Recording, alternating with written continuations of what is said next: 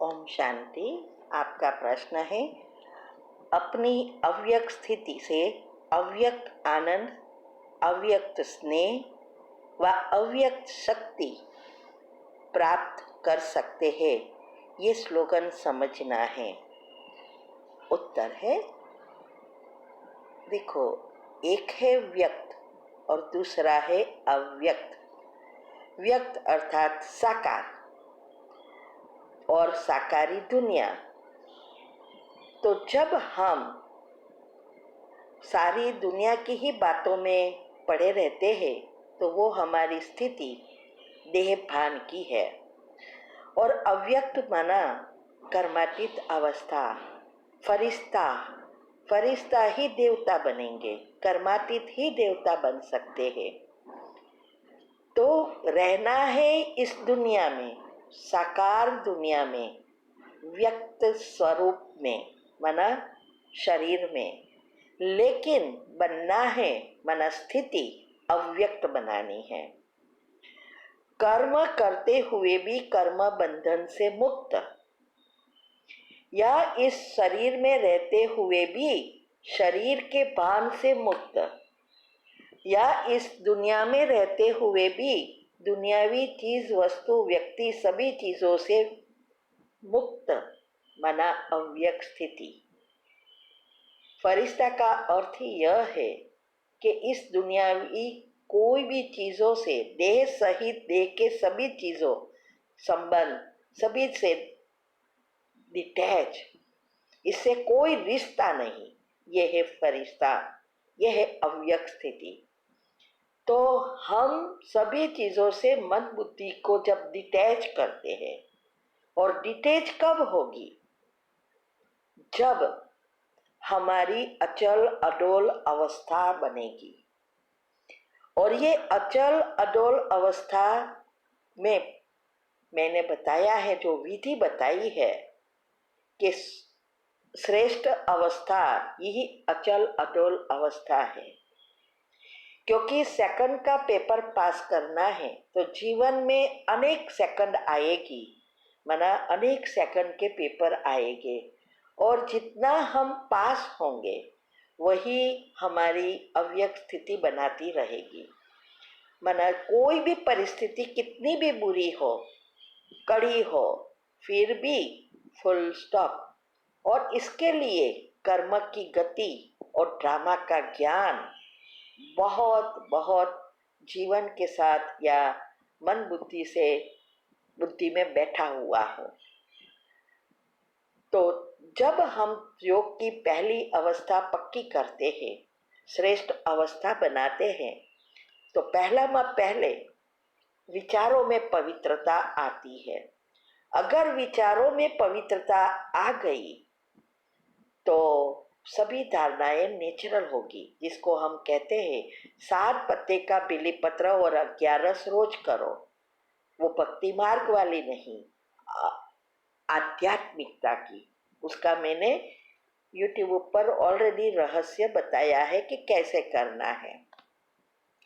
तो जब हम पहली अवस्था ऐसे पक्की करते हैं तो हम सभी चीज़ों से मन बुद्धि से डिटैच हो जाते हैं।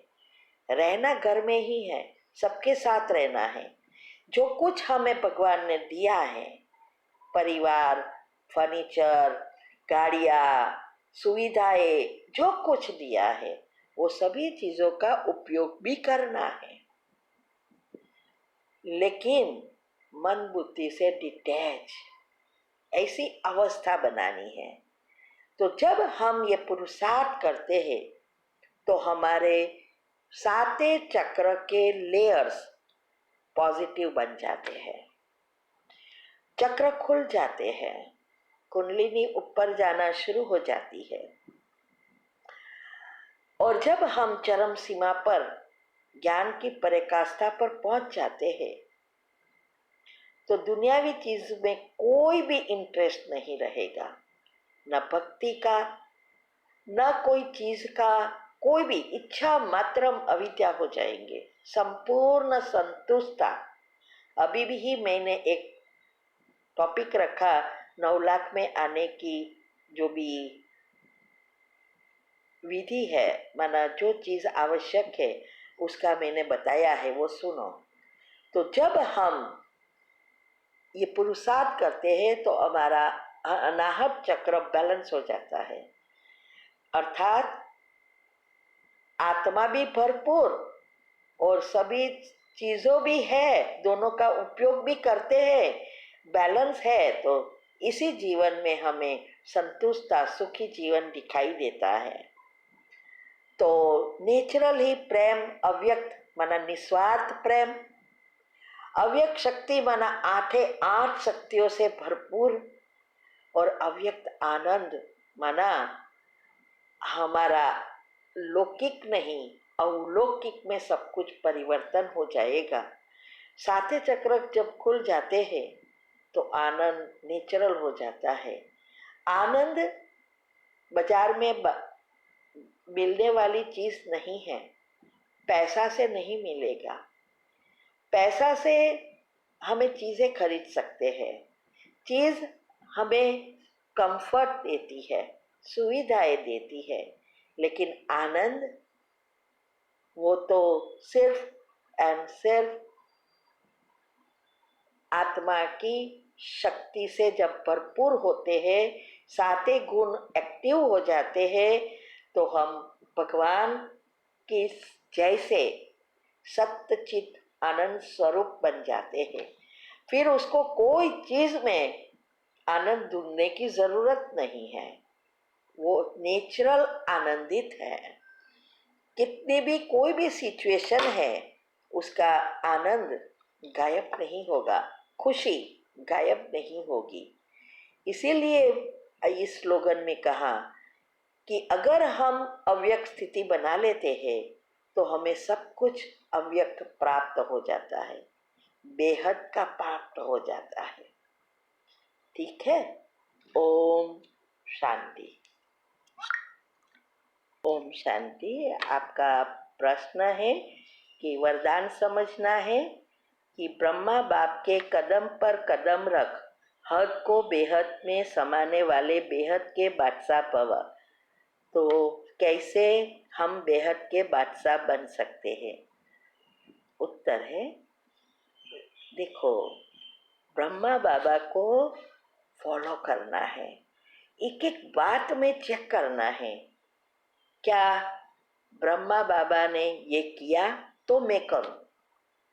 उसने पहले क्या किया, सब कुछ अर्पण कर दिया, मेरा कुछ नहीं सब कुछ तेरा, फिर पुरुषार्थ किया। इसीलिए अगले ही प्रश्न के उत्तर समझो अव्यक्त स्थिति का, वो ये सिमिलर है। तो जब हम सभी हद की चीजों को समाप्त कर मन बुद्धि से डिटेच हो जाते हैं, तब हमारा बेहद शुरू हो जाता है। माना जिसकी कोई लिमिट नहीं, तो वो इसके लिए जरूरी है ब्रह्मा बाप के कदम पर कदम मिलाना, एक एक बात को फॉलो करना। हमारी ऐसी अवस्था हो जो हमारे संकल्प, बोल, कर्म, सेवा सब की जो विधि है उसमें दिखाई दे कि हम बेहद माना अव्यक्त है। सेम है, व्यक्त और अव्यक्त, हद और बेहद, ये सारी बातें समान है। इसीलिए कहा कि पहले तो स्व परिवर्तन, और स्व परिवर्तन में कोई भी लौकिक चीज, हद की चीजें, व्यक्त चीजें का अंश मात्र ना हो, सभी चीजों से डिटैच, कोई में भी जरा भी मन ना हो, न खाने पीने का, न घूमने फिरने का, न सगा संबंधी, न पैसा में, कोई भी चीज में। यही पुरुषार्थ है अंतमति सोगति प्राप्त करने के।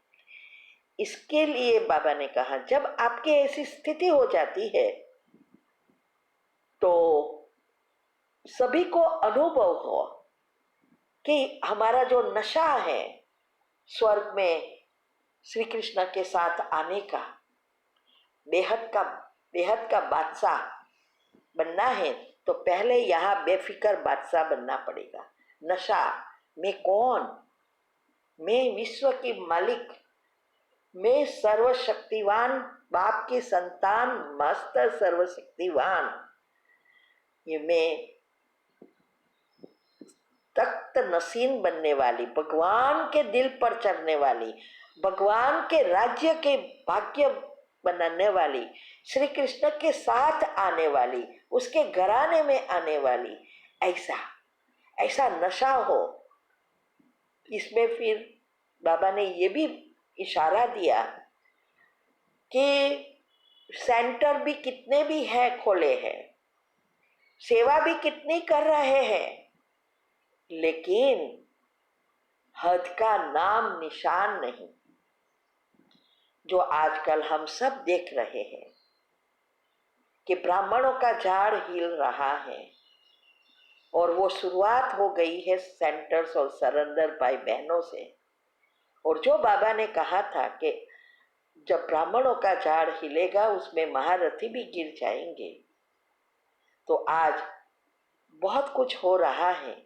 और इसके लिए देखते हुए नहीं देखना, सुनते हुए नहीं सुनना, और हमारी जो सेवा है, तन मन धन सब प्रकार की सेवा में हम आगे ही बढ़ते रहे और बाबा से जुड़े हैं, तभी हम इस झाड़ में, ब्राह्मण के झाड़ में हम हिलेंगे नहीं, क्योंकि हमने पकड़ रखा है बीज को। इसीलिए भले आप कहाँ भी हो, कितनी भी सेवा करते हो, चाहे सेंटर पे रहते हो, चाहे मधुबन में रहते हो, लेकिन हद का निशान नहीं। मुझे यही चीज अच्छी लगे, मेरा बड़ा चीज होनी चाहिए, अच्छी गाड़ी होनी चाहिए, अच्छे स्टूडेंट होने चाहिए, नहीं। ऐसी अवस्था होती है वही विश्व के राज्य के तख्त का अधिकारी बनते हैं। भले आप घर में भी हो, फिर भी